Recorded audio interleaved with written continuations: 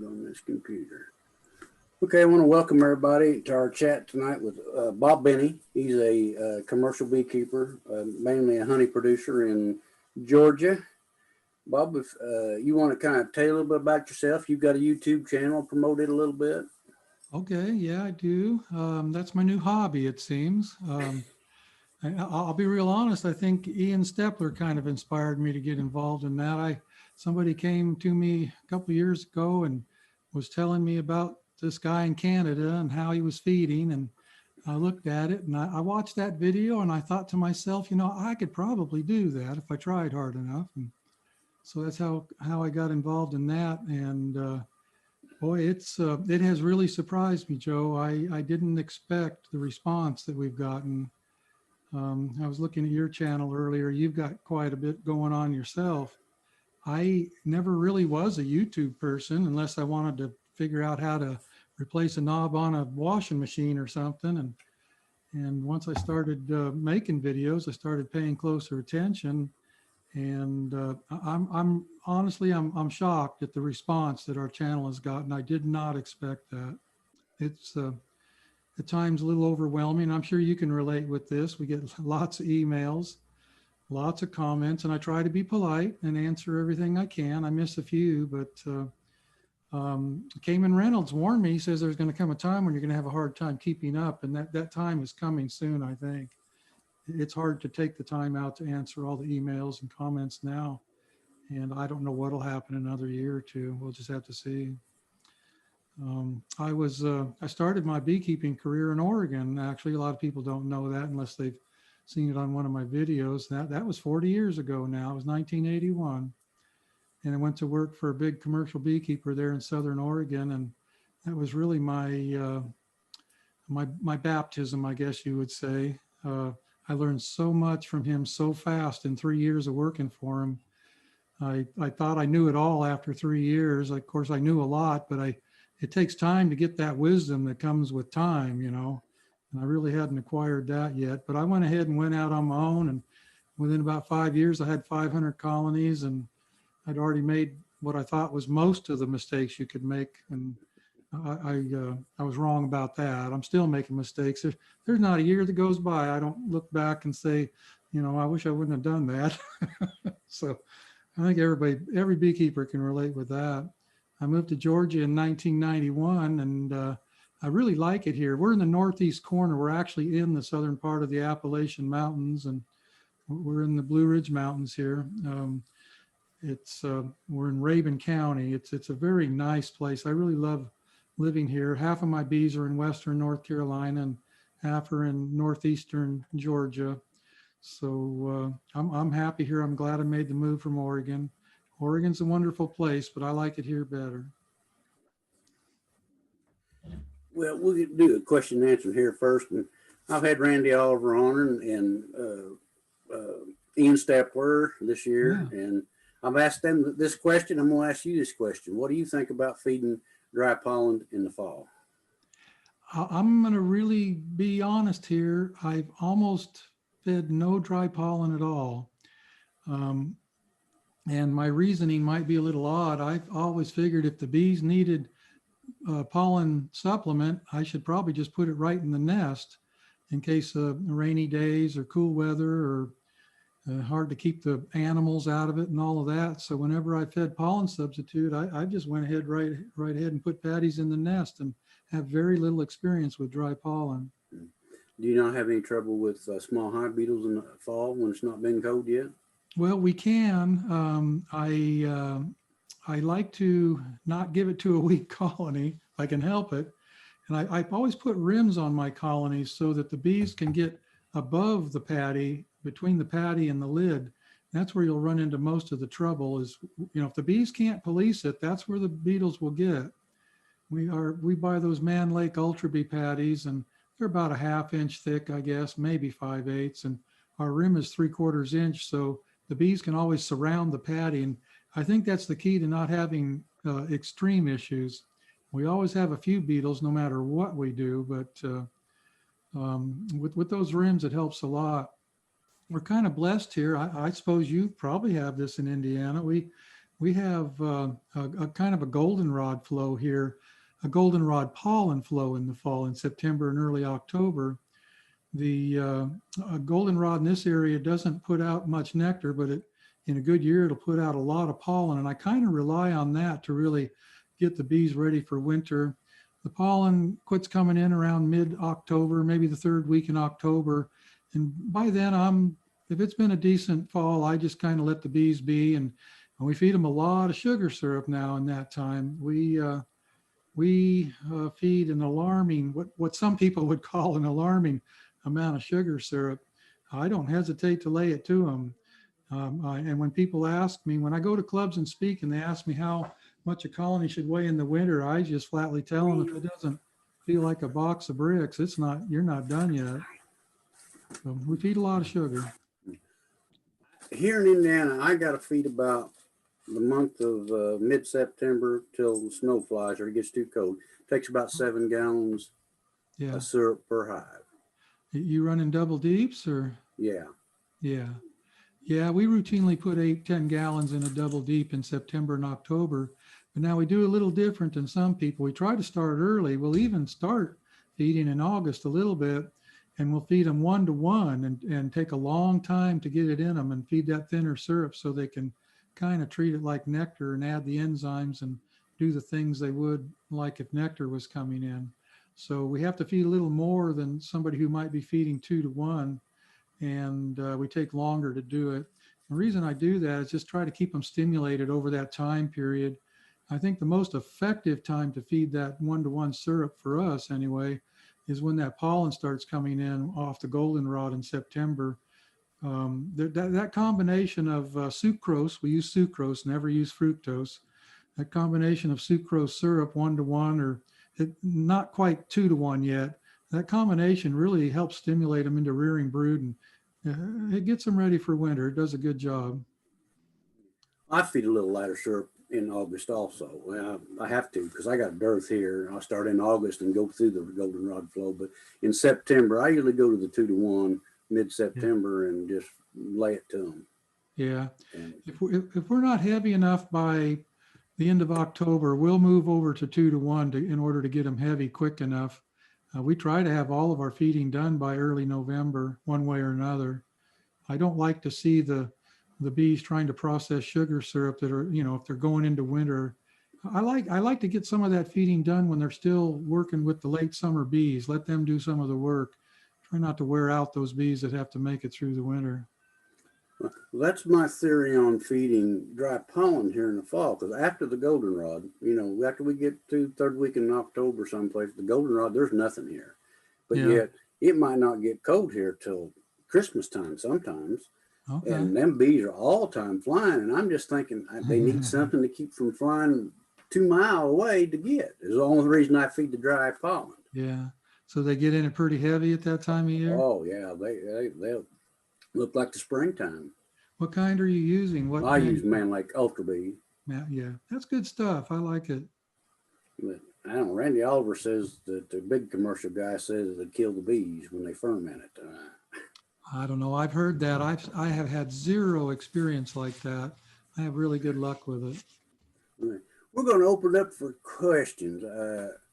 Somebody had to tell everybody where the raise your hands at, because I don't have a different screen and I can't never remember where it's at. I think you got to hit participants, don't you? And it gives you a raise hand emblem over there someplace. Is that correct? If you're asking me, I don't know. That's correct, Joe. That's correct. Okay. You hit down on participants, and then there'll be a screen out to the right, and you can raise your hand. Yeah, here we go. Matthew, unmute your mic and you're up. Hey, I was just going to tell you, it's under reactions for the participants. If you click on the reactions button, there's a raise your hand, lower your hand option. So, okay. All right. Bob, I followed your YouTube channel. Love it. Great job. Thank you. Feeders. I should know this because I watch all your videos. Do you feed with your in-frame, in-hive feeders, or do you do jars, buckets?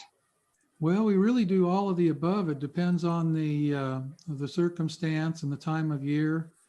I try to keep one of those 1.5 gallon man lake cap and ladder feeders in many of my double deeps. And as long as it's a strong colony, I think they do well with those internal feeders in the second story.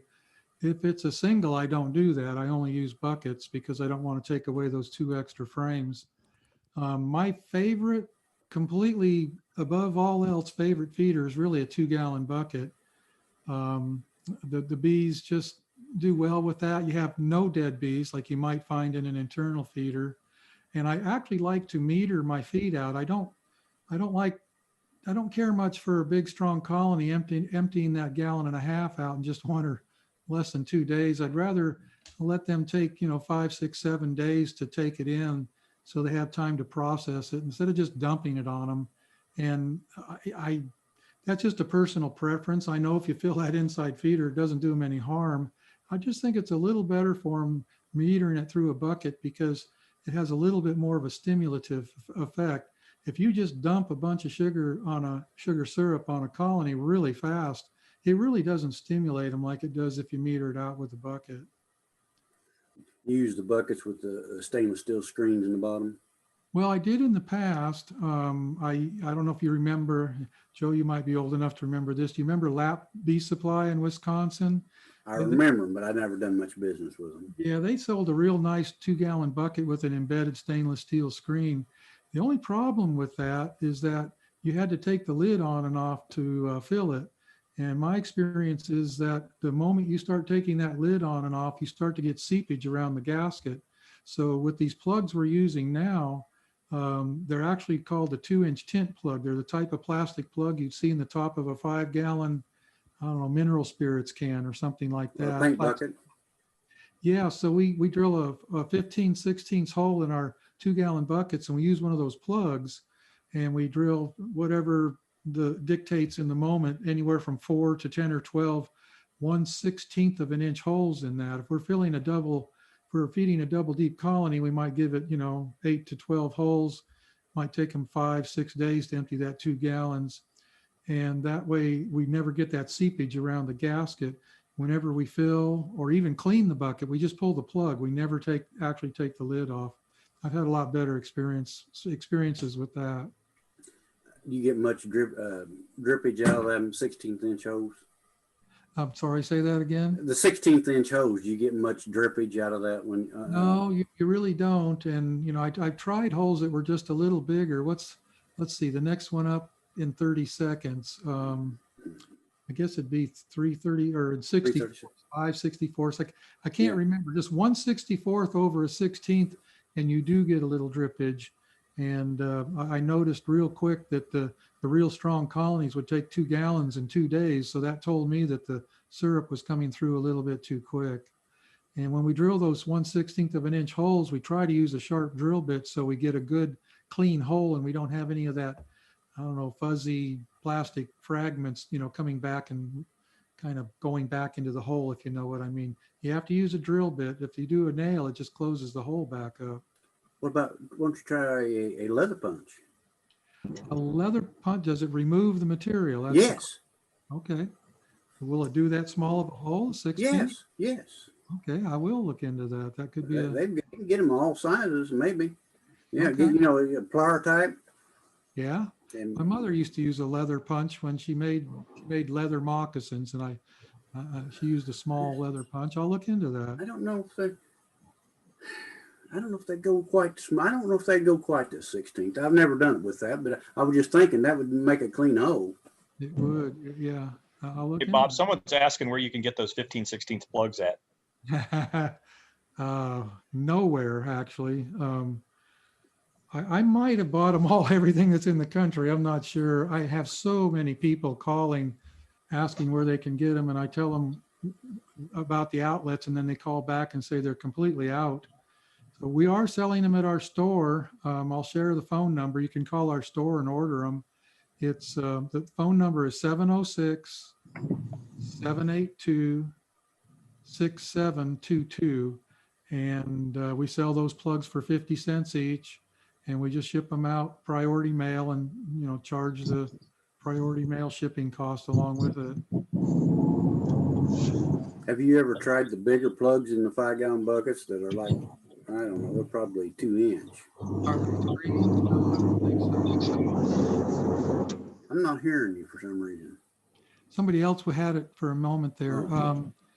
No, I haven't used anything bigger than the plugs.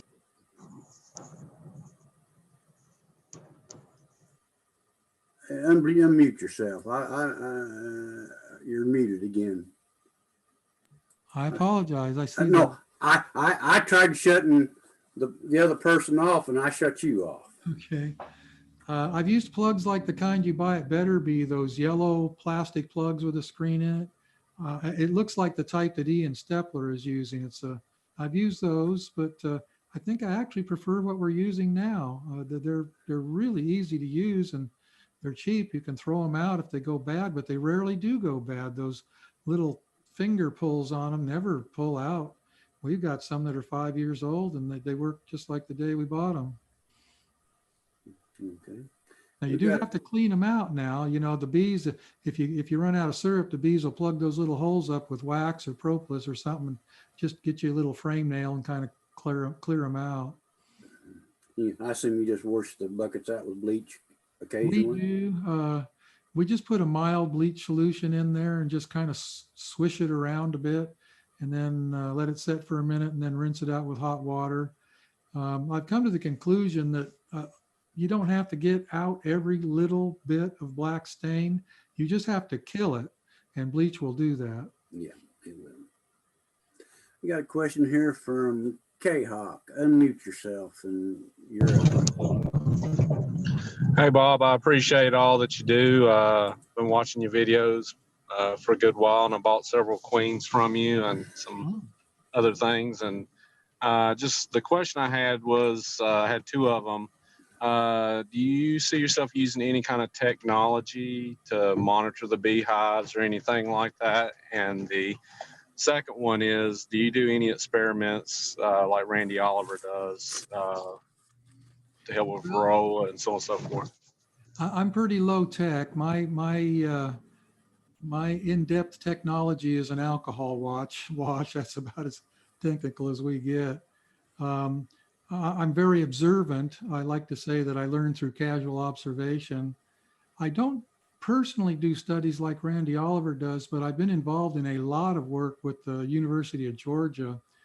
Many of their applied research, applied science type of research that they've had in the past few decades, I've been involved in. I've donated, or I guess you would say, let them borrow hundreds of my colonies in the past and let them do experiments on them. And some of the stuff you see coming out of UGA is actually done with my bees. And one of the benefits for me is I'm the instant recipient of that information. And I'll share something. I'll give you an example.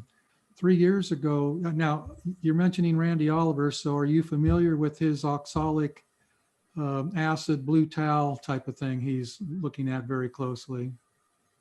Yes, I've tinkered with that some. Yes, sir. Okay. All right. Well, University of Georgia duplicated his work here, and they used 200 of my colonies, and they did exactly the same thing he's been doing and had catastrophic results. It was really very, very poor, and I lost a lot of colonies because of it. There's what's so disappointing to me is they've not published that information. I felt like they should. I mean, you need to publish with the bad along with the good, in my opinion. And I don't know why it didn't get published, but it was very good information. They did the same thing Randy was doing. And when it was over in September, we had more mites than we started with. And even to the point where colonies were crashing. Out of 200 colonies, I probably lost 2/3 of them going into winter. Even before November came, I'd lost 2/3 of my colonies. So I had extremely bad experiences with that oxalic towel, and they were doing it scientifically. I mean, they really were doing it right. They were weighing the bees and weighing the honey and counting the brood. They really did it right. And I sure wish they would have published that information, because it's exactly opposite of what Randy's finding in California. Of course, there's a lot of theories about it. We have high humidity here. Is humidity the problem? You know, he's in a very dry environment. Don't have enough, more questions than answers came out of that. So that's an example of what I've done with my bees. I just let UGA do the research.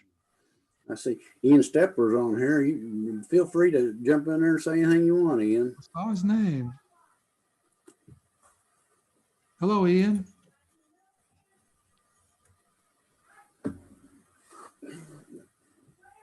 Maybe his internet's bad. He might be muted, huh?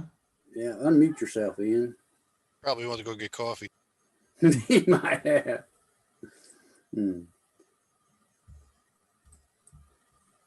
Yeah, I think that the my personal thing on the shop towels that they just dried out too quick. They was too thin. I think that was the biggest thing I seen on the shop towels personally, but I don't know. We need something. Well, the University of Georgia is looking into some new research with a new applicator. I'm not real clear on what it is. They've asked me for some bees to use, of course, and they've got a new application device for that oxalic rather than the paper towel. It might be a gel or something. I'm not real clear on it, but they're looking into that in the real near future. They're going to do that in collaborate with Auburn University in Alabama on that one. So they're always up to something over there, and I'm really pleased to help them. It makes me feel good when I'm able to help the universities like that. Kenneth, back. You're up. Unmute yourself.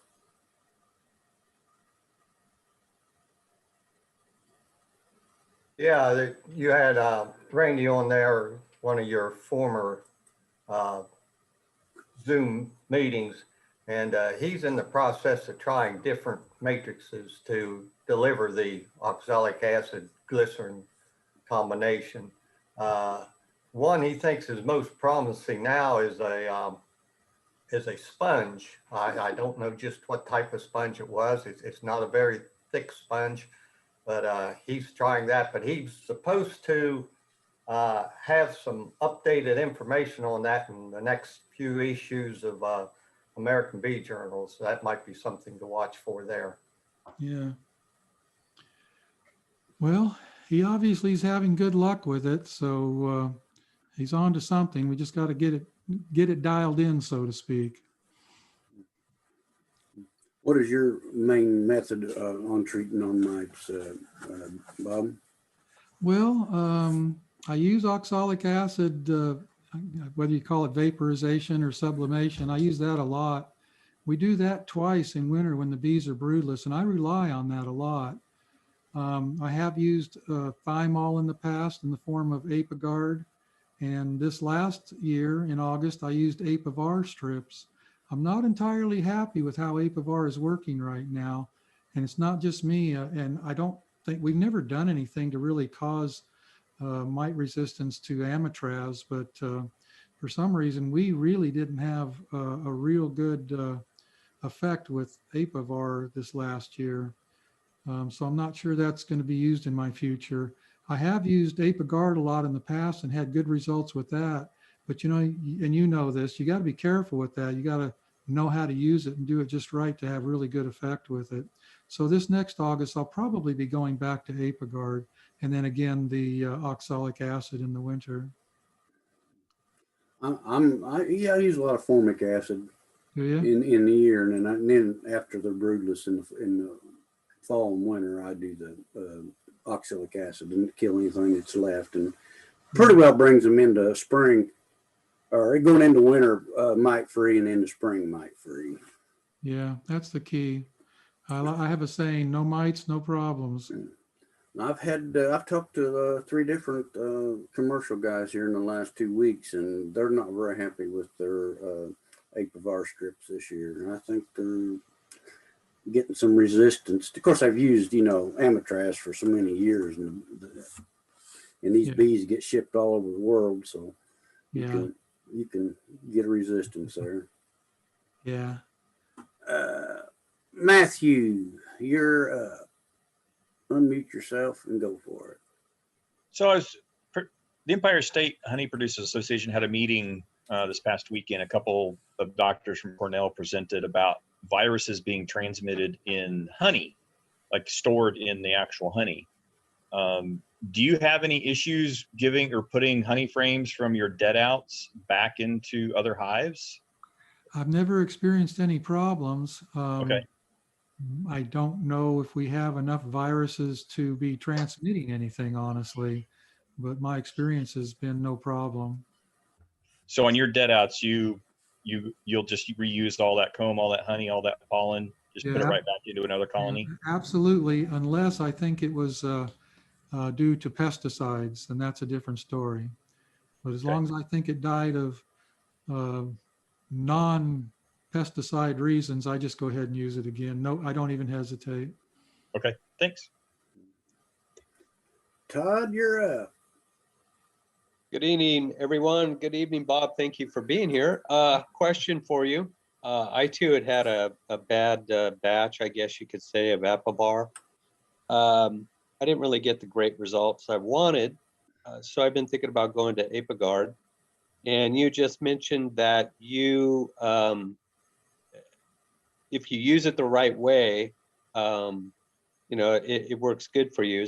Could you expand on that? Yeah, you have to be careful with the temperature. I don't know where you live, but I'm in Fresno. Fresno, California. Okay. Yeah. I was born in California. That's a different subject. I know that valley pretty good. Used to pollinate in Fresno, actually. Excuse me. Had an almond pollination contract just north of Fresno, and Madera, if you know where that's at. Know where it's at. Anyway, that's an entirely different subject. And you're going to run into this in Fresno. It can get so hot in August. You really need to be treating in August to get the best effects going into winter. And you have some very hot temperatures at that time. So you have some choices. Either you can wait a little while, keep track of your mites and make sure they're not getting out of hand before you do treat, or treat with half a dose. And I know that Randy Oliver was a proponent of that, using 25 milligrams or whatever it is instead of 50. And he also figured something else out that was a surprise to me, but it's true. Originally in a double deep, I used to put it in the middle, and he suggests that you have a lid with a rim and put it on top. I always was afraid of that because I thought the heat from the cover would cause problems, but it really does seem to work a little better if it's under the lid and not in the middle of the brood nest. I've made my own version of it a time or two, but I think Apigard, the real thing, is probably the best thing a person can do in that respect. You just got to be careful with those temperatures. That's what I mean by using it right. Yeah, I know it converts a brood. And then going back to the 25 milligram, is that 3 doses, 14 days, every 14 days that you would do? No, I do it closer together. I probably do it about every 7, maybe 10 days, something like that. By 14 days, and I may be wrong, but at 14 days, I think it's kind of lost some of its punch. And, if mites are hatching within 4 days, might start going back into cells again. So you really got to have kind of a continuous effect there for at least one full brood cycle. And if you wait 14 days, I think you're missing a few days. I think it's lost some of its effect for just a little while in there in the middle, and you don't want that to happen. Okay, so half the dose and half the duration then, basically. Yeah, 7 to 10 days is what I do. And you still, if you did it that way, you would still do 3 rounds? Yeah, Okay, Yeah, you need to get a complete brood cycle. okay. All right, thank you. Mm-hmm.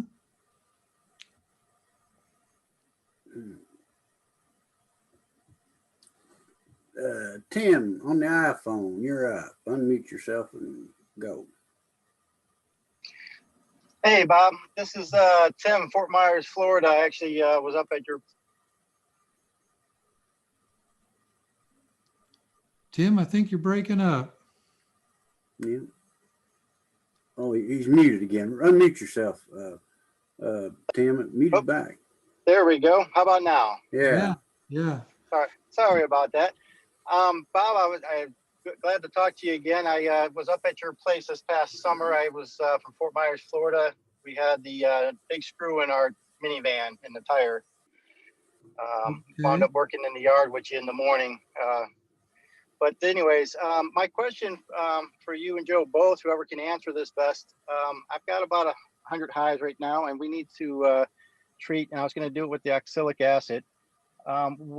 It seemed like people were using these foggers for a while, and now it doesn't seem like that's a big thing anymore. Can you express your opinions on that? And if it is a good idea to use the fogger, what it seems like there's a few variations of recipes out there nowadays. Well, I'll start off by saying I have no experience with the fogger, so maybe Joe can talk about the fogger. I do have experience in treating this time of year down in Florida, and when Joe's done, I'll get back to that. The fogger, I tried it for a while, and it's a good, easy process, but there's no way to measure the dosage in it. When you can put the exact chemical in there, and one time you can give it one pump and it blows real big, and next time you give it 3 pumps and it doesn't hardly do anything. So it's just not reliable, in my opinion. Okay. Let me talk about that oxalic acid this time of year. You said you were in Fort Myer? Yes, sir. Yeah, you're so far south. You're getting loaded with brood already. There's some misinformation out there about oxalic acid when you're sublimation or vaporization when you have brood in the colony. You will see all over the internet, and even in instructions and some of the tools you buy to vaporize the oxalic acid, they'll tell you to treat 7 days apart, 3 weeks in a row, and you've taken care of your mites, and that's absolutely completely false. And funny enough, University of Georgia has just finished a study on that, and I'm hoping to go over and pay a visit to Jennifer Berry. She's a pretty good friend of mine. She's agreed to just sit down at a table and talk about their research before they even actually publish it. But I'll kind of break the news here. I'll give you the short version. They were treating the bees every 5 days, and they did it, I can't remember how many times in a row. It was a lot. It was like 5 or 6 times in a row. And they found out at the end of it all that they had the same amount of mites as when they started. And it was having an effect. The mites didn't grow, but it didn't clean them out. And there's a guy in Oregon I think it's the University of Oregon. His first name is Ramesh. He's done some research and found out that if you give them a double dose, that you'll have a better effect. And also I found a quote from him saying that the mites begin entering cells again after they've hatched within 4 days. So this idea of waiting 5 to 7 days between treatments, you're missing mites. I mean, I don't know how many you're missing, but you're definitely not getting them all. And I think that's what was going on at UGA. And Jennifer says she's going to redo the test, and this day she's going to move it to 3 days apart and see what they get out of that. And that's also, they're also collaborating with the University of Auburn over there in Alabama, and they were seeing the same results on this last go around. And I'm anxious to see what they find with 3 days. So be very careful. So many people come into our store and they say their bees died. And of course, my first question is, did you treat for mites? Oh yeah, I treated for mites. Well, how did you do it? Well, I did it like the instructions. I did it 3 times, 7 days apart. It doesn't work. It's not good enough. I forget. And Go ahead. Pardon me. Go ahead. And I was just gonna say, because I had heard a few other commercial guys saying the same thing, and they were saying like somewhere between 3 to 5 days is what you need to treat. So you're saying 3 or 4 days is probably a lot better than waiting to go any longer than that between your treatments. And the other question is that you mentioned the double dose. So are you hitting them with twice the amount of oxalic acid right off the bat then? I am, and I have found absolutely zero trouble with that. The bees just seem to take so much oxalic acid with no trouble. Now we're talking about vaporization, not the dribble. You can overdo it with the dribble. In fact, if you do more than once with the dribble, you'll start to see it affect the bees. But for some reason, that vaporization has very little or no effect on them, even at double dosages. I have no problem with giving them. I've been watching these guys use these VM vaporizers, And I mean, they absolutely gag those colonies with vapors. I don't know what kind of dosage they're putting in there, but it's extreme. And I have a couple friends that have them, and they say they see absolutely no problem with that extreme amount of vapor going in there. So I don't think there's a problem with double dosing them. So how many grams? And I'm assuming you're using like a Pro Vape or something for treating? Yeah, well, we're using the ProVap 110. We have 4 of them, and only 4 guys will go into a bee yard at one time with a generator. And we're pretty fast with the 4 people working at once. A double dose, well, a single dose is 1 gram per box, and we're giving them 2 grams per box. If it's a double deep, they get 4 grams. If it's a single, they get 2. And I just think there's no problem with doing that. And I would recommend it, actually. Here I am, I'm breaking the law. I'm recommending what the label says you shouldn't do. So sorry about that. We all appreciate it. Thanks, Bob. I've seen a study somewhere recently that they went to actually get the mites down to 0 with nothing but oxalic acid. They was treating every 2 days, but I don't remember the span of that treatment. Well, I think you'd have to go through a whole brood cycle anyway. So yeah, it'd be a lot of treating. A lot of treating, yeah. That's the problem. There's so much labor. I don't rely on oxalic acid to keep the mites down. I just use that for the winter kill and make sure that they go into winter mite free from everything else that I've done the rest of the year personally. Well, you know, we do it twice in winter. The theory being that you get 90 to 95% if everything's ideal and they're broodless. Well, I got this bright idea. I was going to go back and get 90% of the 10% I left behind, and it really seems to work. Tony, you're up. Unmute yourself. Hello, everyone. Hi, Bob. Hi. Pleasure to be able to talk to you. I follow you. A quick question on it, 2-part. Talking a little bit about the oxalic acid and hitting them like you have 3-4 days. You see any sign where it starts to affect the queens, where they want to go after the queens at all? No, I've never seen any queen loss or any problems. When we do it in winter, we do it, takes us a week and a half to get through the outfit. We don't just get them all in a couple days and go back. It might be a week or 2 weeks before we get the second round in, but the key really is just to make sure they're broodless if you can. And depending on where you live, that can be tricky. That fella there in Fort Myers, I'm not sure he ever goes broodless down there. Yeah, for sure. I agree. And the other part is you talked a little bit about hitting them during August. I think my issue is I'm still have a lot of honey on all the hives. So I'm kind of limited what I can use. We're supposed to take the honey supers off to do oxalic acid and all that, and how long you keep them off has always been a big topic itself. But any suggestion maybe what you could use? I'm here in Northwest Ohio, Southeast Michigan. Well, I'll be real honest. I don't know. They tell you to not have supers on when you use oxalic acid, but we all know that there's a little bit of oxalic acid in honey already. So I'm not sure. I shouldn't even try to answer that because I really don't know what I'm talking about. We always have our supers off. Now I can tell a little story about formic acid. I have a friend in Idaho that uses a lot of formic acid when his supers are on. And he found after doing it over and over and over that it was changing the flavor of the honey. You could tell by the taste of the honey that he had used formic acid several times while the supers were on. So I'm not even sure using formic acid with the supers or using formic acid with supers on. I'm not even sure that's a great idea.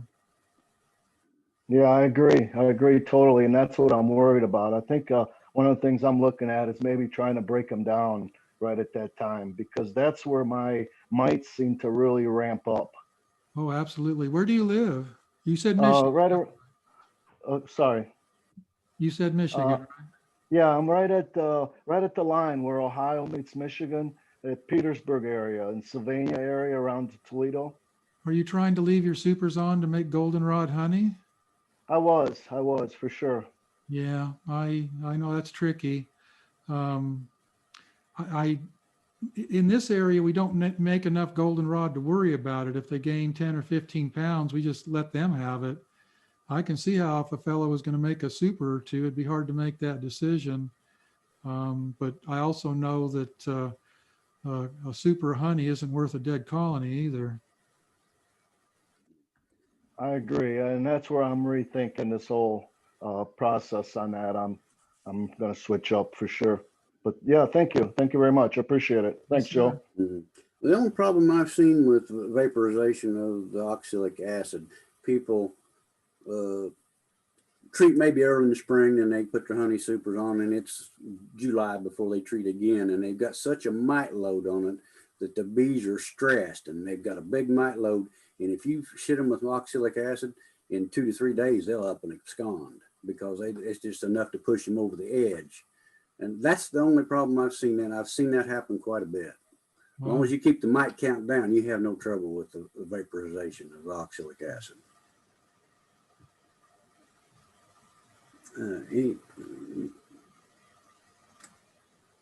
Nobody got any questions?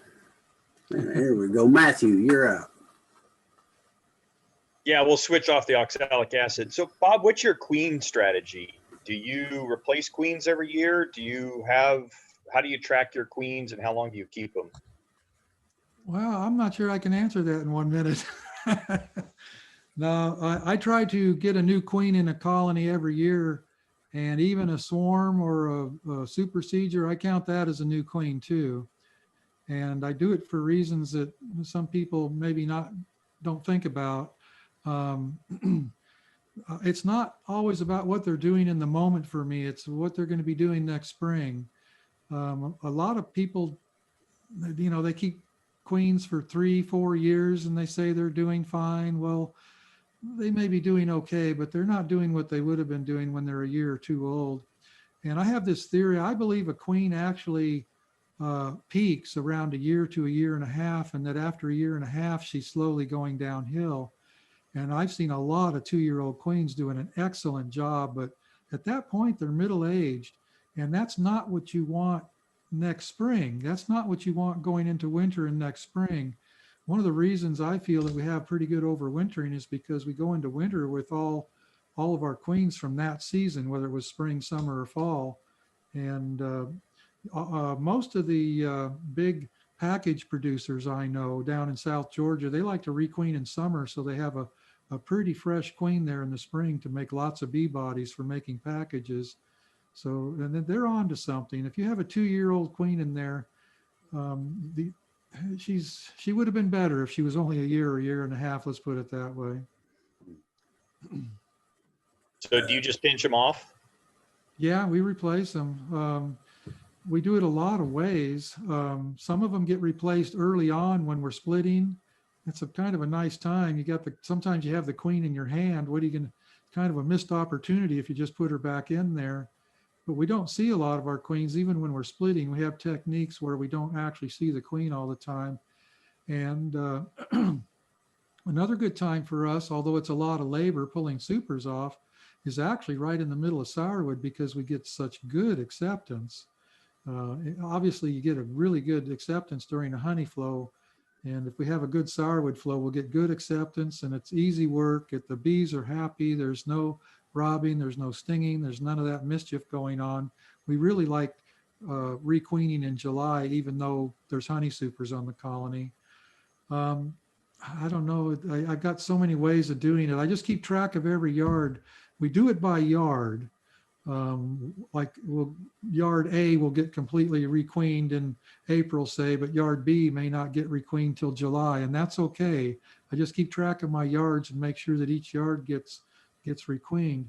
But I also mark on the lids. If I see a swarm cell or a supersedure cell, I'll make a little mark on my lid with a queen marker, and then I know that that's got a new queen in it, so we won't replace her. I don't want to replace a brand new queen, which is pretty easy to do if you're just doing a wholesale requeening of a whole yard. We kind of pay attention to what's going on in the colony. We don't just put supers on in April and forget them till September. We're always in there. If we see a depleted population, we try to figure out why. Did it swarm? Did it go queenless? What happened? And we'll make little marks on our lids and try to, that's my bookkeeping. It's right on the lid with a queen marker. So that way we don't have to replace every single queen, because there's always a few new ones in there anyway. Did that answer your question? Ian on there said he can't talk because he's got too much background noise. And I don't read the comments too much, but he says, Bob, what was the reason why you started making YouTube videos? Well, it's you. Partially. It's a little story. There's kind of a story behind it. I was having dinner with Kim Flodham up in Ohio. I'd spoken to a group that was kind of a little Packer symposium there in Medina, they call it actually, Ohio. And Kim took the speakers out to dinner.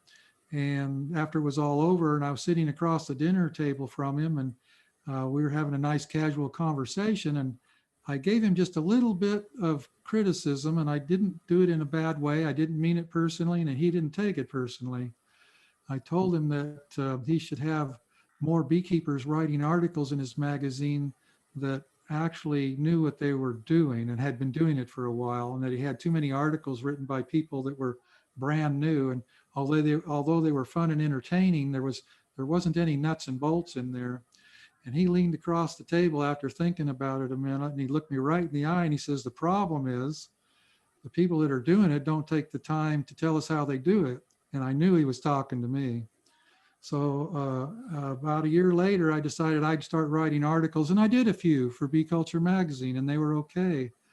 And then somebody, a guy that used to work for me, came in and said, you really need to catch this guy up in Canada and see how he's feeding. It was the fall and we were feeding, and he recommended that I see how this fellow was doing it. And it was Ian, of course.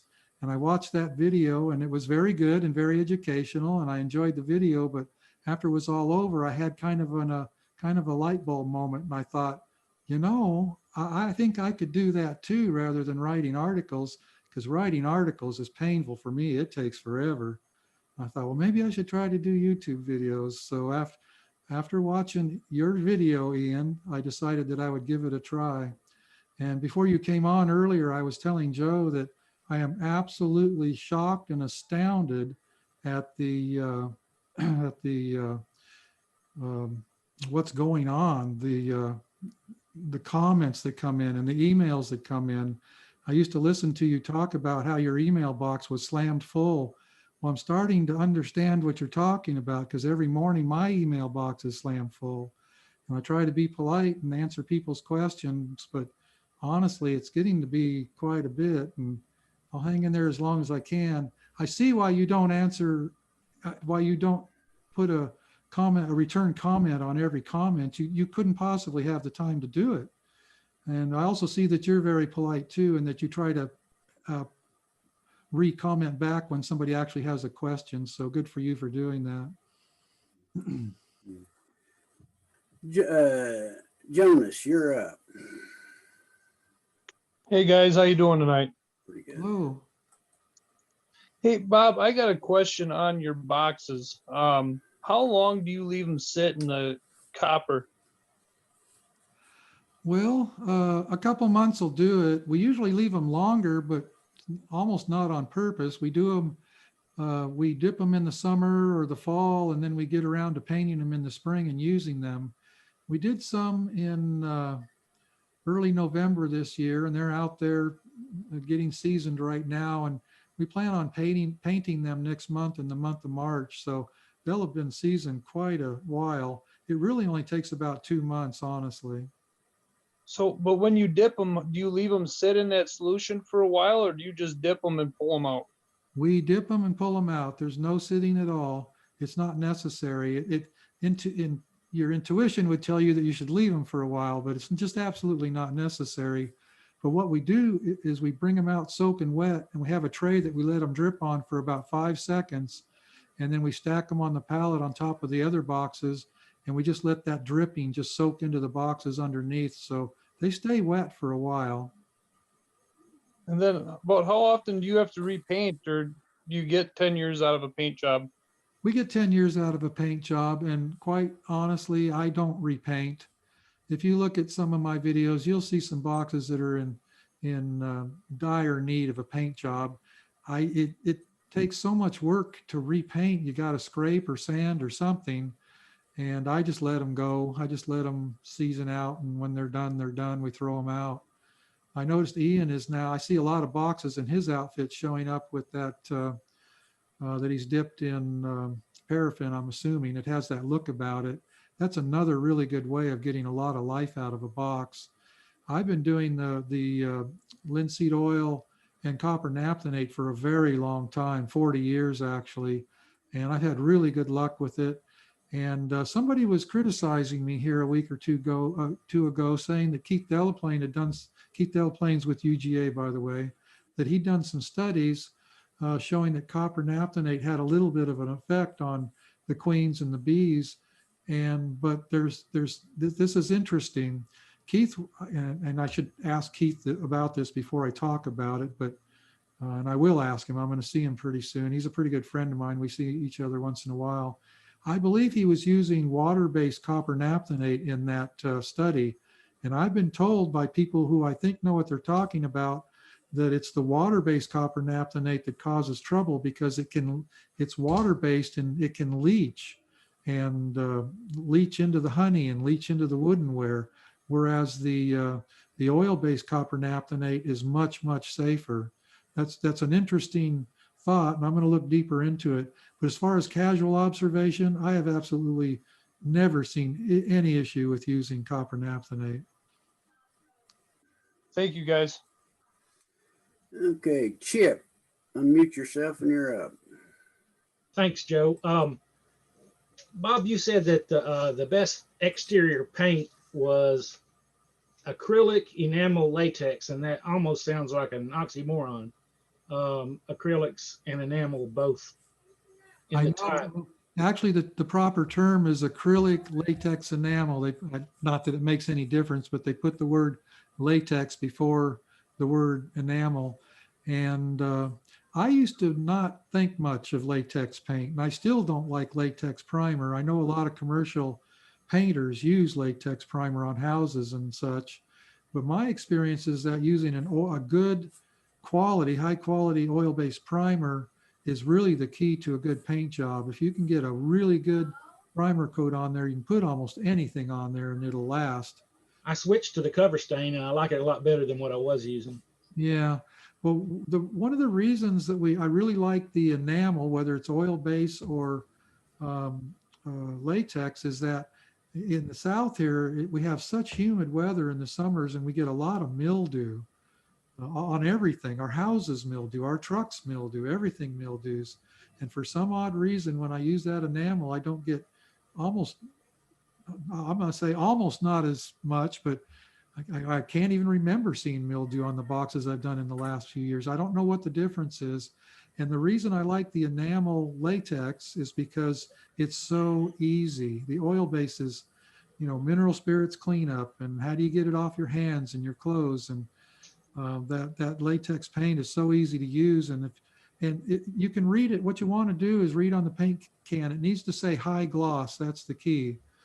We like Sherwin-Williams. We like Benjamin Moore might be some of the best. And as long as it can say acrylic latex enamel, and you want to look for that phrase high gloss, that's the key. Super. Thank you. Yeah. Jerry, unmute yourself and you're up.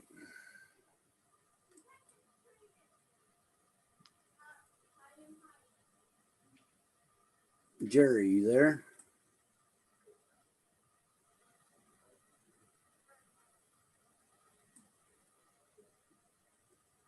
Yeah, Jerry, you should be able to unmute yourself.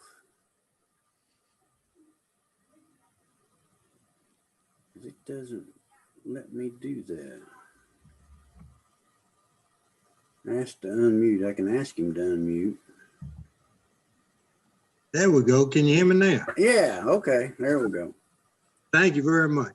Going back to the oxalic acid deal with supers on the hives, just wanted to get your guys' feelings on if you take the supers off, set them aside and treat, and then say 10, 15 minutes later, put them back on. Is that something feasible? What do you think? The answer is yes and no. You will miss the bulk of the oxalic acid, but the residue remains for a while. So you'll still have some effect. It just won't be as heavy as if you would have left the supers on in the first place. Well, I put the, I use quilt boxes, so I put the quilt box and top back on when I treat. I don't leave it open. So, but do you think the oxalic acid would still get in the honey if waiting like that?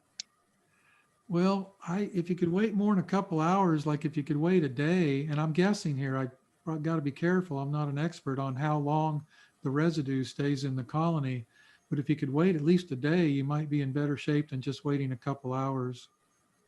Okay. Thank you. Yeah. This is not my opinion. This is my bee inspector for the state of Indiana. She says the law just requires the supers to be off when you treat. And she says, you want to put them right back on there, there's not a problem. Yeah. So now that's not my opinion. That's what she says. Yeah. Gotcha. Because the law just says they can't have honey supers on there when you treat. Doesn't say how long you got to wait.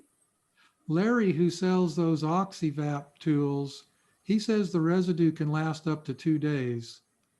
Now, is it a lot? I don't know. Maybe a little. Have you ever looked at the MSDS chart or whatever the chart is from that chemical? The lethal dose of oxalic acid ingested by human is 1.5 pounds ingested to kill you. So I'm not too concerned about a little bit of acid in the honey supers, just personally. Yeah, and of course there's already a little bit in the honey. Oxalic acid is in a lot of foods that we don't realize. That I've been told it's what gives rhubarb its bitter taste. Yep, it is. Broccoli's got oxalic acid in several things. Okay. Jeremy, unmute yourself and you're up. Hi, Joe. Hello, Bob.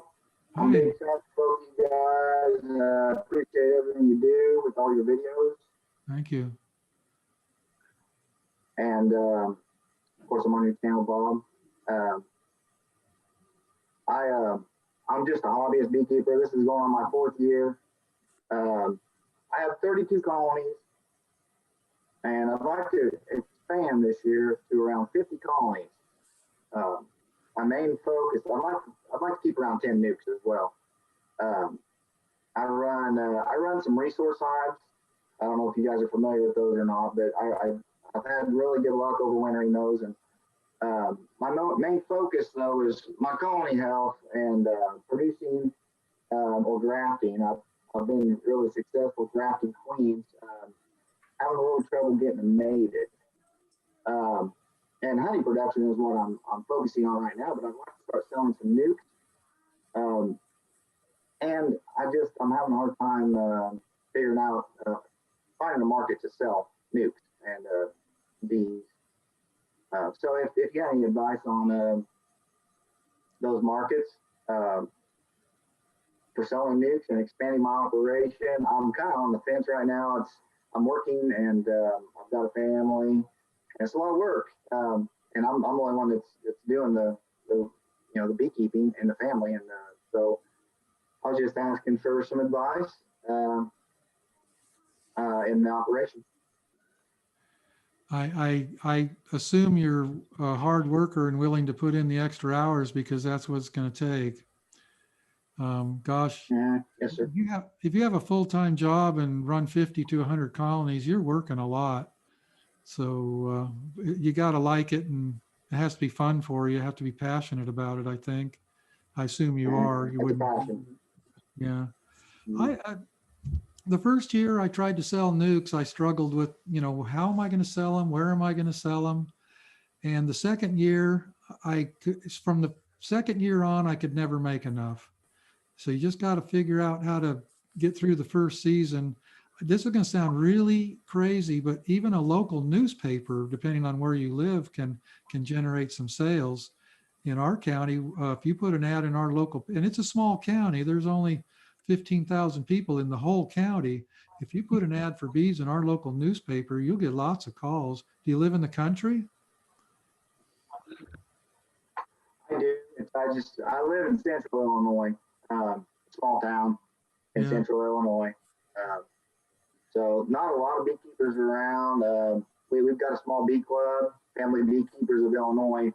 It's been really helpful. That's one of the first things I participated in is joining a bee club, taking a class, of course. But got educated. Do you have a state farmers newspaper? Like in Georgia, we have something called the Farmers Market Bulletin. Do you have anything like that in Illinois?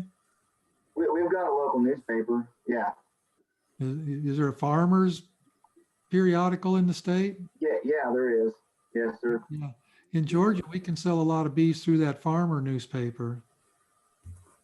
That's something I'll look into, get established. But my focus, though, is going to be trying to get good mated queens before I try to sell any nukes or anything like that, because I don't want to put bad stock out there.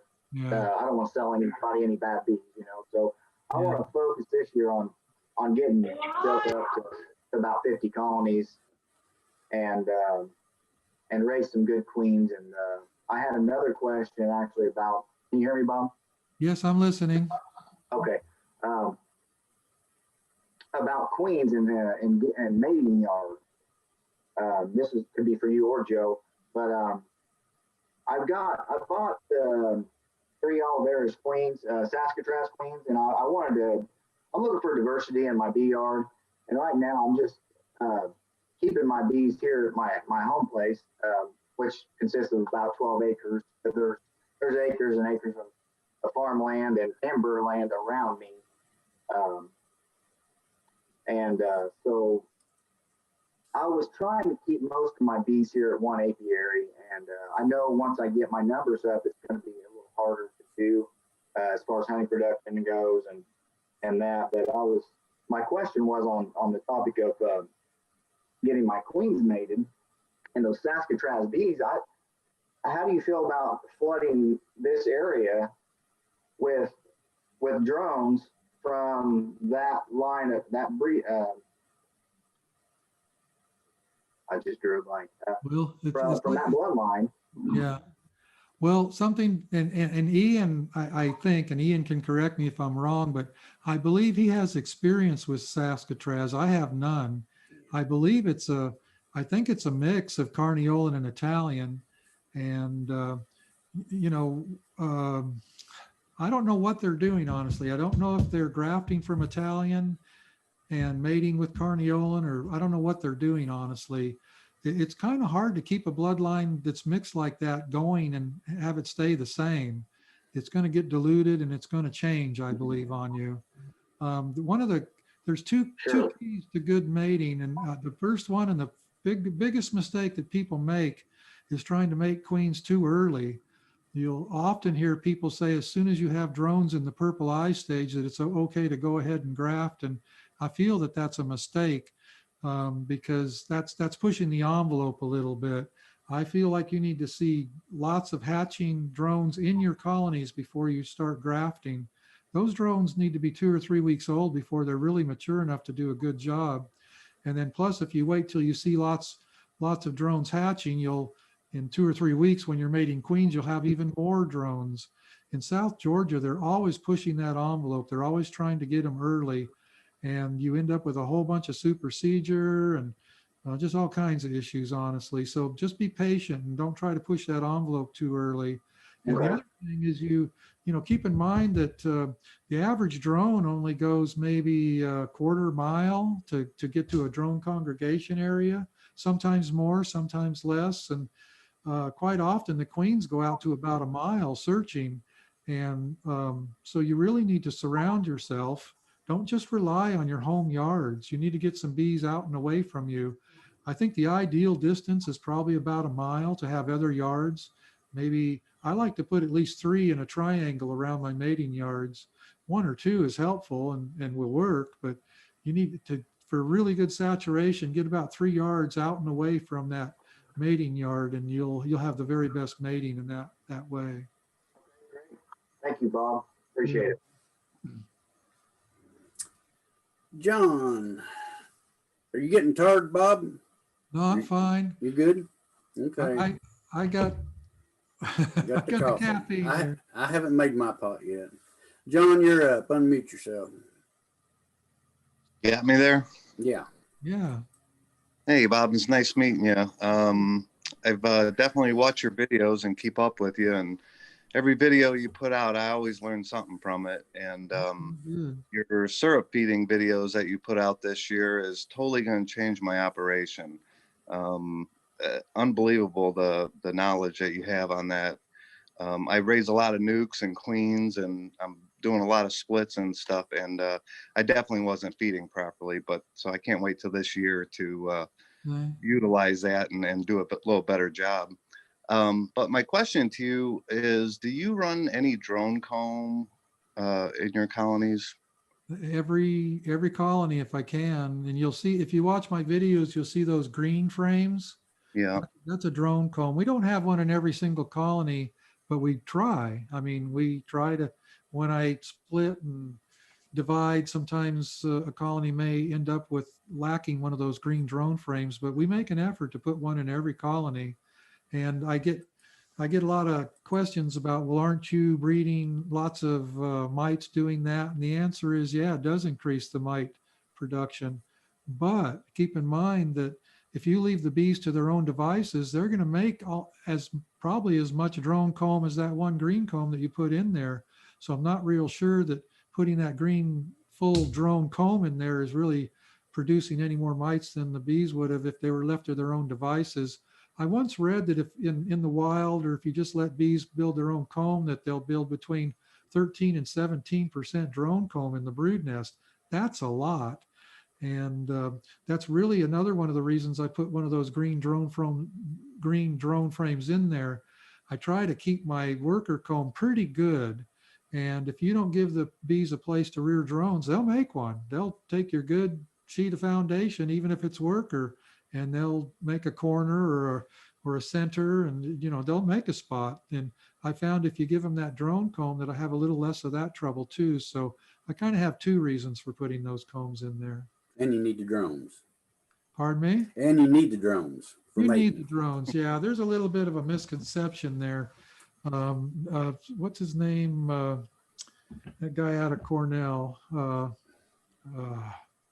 Having a senior moment. What's his name? Tom Seeley. Tom Seeley did a study on removing all the drones from a colony, and he did indeed find that they produced a little bit more honey.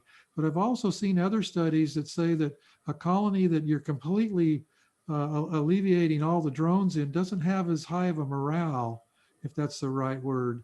And they're more content if they are allowed to rear drones as they want. And so I think that's kind of a double-edged sword there. I'm happy just to let them have the drones. When they don't need them anymore, they'll kick them out. No, they wouldn't. What slot do you put the frame in? Pardon me? What slot do you put that green frame in? They normally put it out on the outside edge for the drone trapping for Varroa purposes, but since you're actually letting them use it as to raise drone, where do you put it at in the box? I usually put it out to the wall, and my experience is that when a colony is really ready to rear drones, they will go out to the wall and use that comb. Now, sometimes if I'm really trying to push drones hard early in the season, I might put it in slot 2, so to speak, one frame in from the wall, and that'll get them started just a little earlier. But usually I leave it on the wall because when they're done rearing drones, they'll just turn it into a honey frame. And I don't want that in the middle of my brood nest when they're done rearing drones. I want it over there by the wall. Yeah, I was just curious with everybody running, basically plastic foundation and all worker size foundations, do the colonies make as much drone comb as they normally would if they were left to do it on their own? And if you were just using frames with starter strips, yeah, that's what they don't, but they still do. So they still do it, just not as much. I see. Yeah. Thank you very much. Yeah. The lines on wax, foundation, or plastic, that gives bees incentive to draw that size. But if they need something else, they will change the size right on the They frame. will do it. Yeah. Andy, you're up. Can you hear me? Yes. Yeah. First of all, I thank both of you guys for what you're doing. I watch your videos. I watch Ian's videos, and Mr. Bob, you are costing me a lot of money. I'm watching your videos. I'm starting to spend tons of money. Like John said, I wasn't feeding at all like I should have been doing. And I'm starting to do that now, and got the buckets and everything. I got two questions for you. The first question is, I've noticed that you use the double screen board when you make splits, and then sometimes you don't use the double screen board. If I were making splits, making nukes in the next, probably starting at the 1st of April, would you do it with a double screen board, or would you just put them in a nuke box separately from the colony? Where do you live? Mississippi, central Mississippi, Okay. north central, about an hour south of Memphis. Yeah, you're warmer than we are. We you know, I used to have 2,000 nuke boxes, honestly, and I have sold 2/3 of them. And you maybe saw in one of my videos that I just made another 500, but that's kind of just to renew the equipment. And oddly enough, I can sell the used ones for the price I have in making new ones. So I'm happy to make new ones every 5 or 8 years. But we use those double screen boards all the time now. I had a comment from a guy in Romania, and he saw one of those videos on the double screen board, and he was puzzled. He says, I don't know why you Americans don't use these things more. In Romania, we use them all the time. We keep them on our truck. We keep them on our truck all the time. I've always got a dozen sitting on the truck for example, if I see a colony that has swarmed to double deep, I just make sure there's brood and cells in both halves and slip a double screen board in and walk away. And if we have extra cells and extra frames, we'll just put a green board. I call them green boards, forgive me. Our double screen boards are green, so we are in the habit of calling it a green board. And we just use them all the time. I love them. I think it's a tool that is grossly underrated. Well, how do you, if you use the double screen board, and I'm going to do my splits like you did in the video where you were making the splits and you didn't use the double screen board, but you went, you started feeding the donor colony. If you use the double screen board, are you just using those in-frame type feeders to feed the colony beneath? Yes, we use 1.5 gallon man, late, cap, and ladder feeder if we're feeding the colony underneath the double screen board. And okay. Actually, all right. I'm hoping to make a video upcoming here in mid to late March. We're going to start splitting. It's going to make him jealous, I think. We're going to start splitting on the 10th of March. We got queens coming. I have a friend in North Florida that I send my breeder queens to, and he starts grafting real early, and he'll have queens by the 10th of March that have already been laying for 3 or 4 weeks, and we're going to use those queens to start splitting at that time. And I want to do a video using those double screen boards because that's exactly what we're going to be using. That's really early and really cold for making a split. And if you're trying to make those nukes into a 5-frame nuke box at that time, it takes more bees to get them through. That's one of the magic things about those double screen boards. It takes half as many bees to keep the brood warm. So you can really move ahead a lot quicker using Yeah. Well, I used it last September, made some splits after I pulled my last honey boxes off, and it was phenomenal at how well they did and how they have made it through winter with no problems.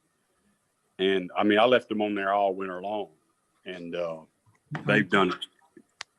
Are you talking about a nuke on top? Yeah, I left my nukes that I made last September on top. Oh, yeah, I And follow I've you. since made up, I think, 150 of those double screen boards, getting ready for this spring. And I'm waiting on my pole bit to come in that Oh, yeah. you recommended. But the final question I have for you is regarding taxes. Are you able to write off debt outs on your tax return? And that's my final question. And thank you for everything you do. Oh, you bet. It may be possible, but I've never even tried. We have several programs that insurance programs with the government where you can get paid if you lose bees. And I guess I'm going to show a little bit of my personality here or my philosophy. I don't want anything to do with the government. I don't want insurance policies with the government. I just like to be left to my own devices. And my feelings are that if I have to be supported by the government and insurance policies to make it, I need to choose a different occupation because, I don't want to be subsidized. I really don't. And I don't know if that's as answering your question. I guess I'm kind of off track, but I'm trying to figure ways to get my taxes back out of them. I pay enough. well, that's And, true. Yeah, you pay the taxes. Why not get them back? I got off track there. Forgive me, but no, that was great. I love it. Thank you. yeah. I'm not a tax accountant and don't profess to be, but I have been told if you bought packages or nukes that year and you had a debt out that winter, you could take them out, but you cannot. It's like a calf. If you buy the cow and she has a calf and you lose the calf, you can't deduct that as that. So if you make splits off of the original, you cannot take that on your taxes, the way I understand it. That makes sense. Yeah. Okay. Well, guys, thank you very much, Bob. It's been a pleasure. You're welcome. And we'll have to get maybe in the wintertime, it kind of slacks off a little bit. It never quits, but I try to get a few of these chats in and get some information out there. And I appreciate everybody coming in and watching, and we'll see you later.